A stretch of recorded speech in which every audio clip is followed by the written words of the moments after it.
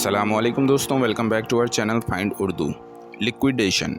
لیکویڈیشن کا مطلب ہے مال کو بیچ کر پیسہ جمع کرنا۔ لیکویڈیشن کا مطلب ہوتا ہے کسی بزنس یا پراپرٹی کو ختم کرتے وقت اس کے تمام ایسٹس کو بیچ کر ان کا پیسہ واپس لینا۔ یہ اکثر تب ہوتا ہے جب ایک کمپنی بینکرپٹ ہو جائے یا پھر کسی پراپرٹی کا حساب کلیئر کرنا ہو۔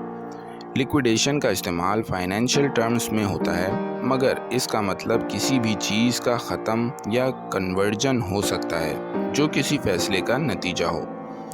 جیسے بینکرپسی کے بعد کمپنی نے اپنے ایسٹس کی لیکویڈیشن کا فیصلہ کیا۔ The company announced its liquidation after facing heavy losses۔ Company نے بھاری نقصان کے بعد اپنے ایسٹس بیچنے کا اعلان کیا۔ تو دوستو، لیکویڈیشن کا مطلب ہے کسی ایسٹس کو پیسے میں تبدیل کرنا، اکثر فائنینشیل پرابلمز کے دوران۔ امید ہے اب آپ کو لیکویڈیشن کا مطلب سمجھ میں آ گیا ہوگا۔ ملتے ہیں نیکسٹ ویڈیو میں۔ شکریہ۔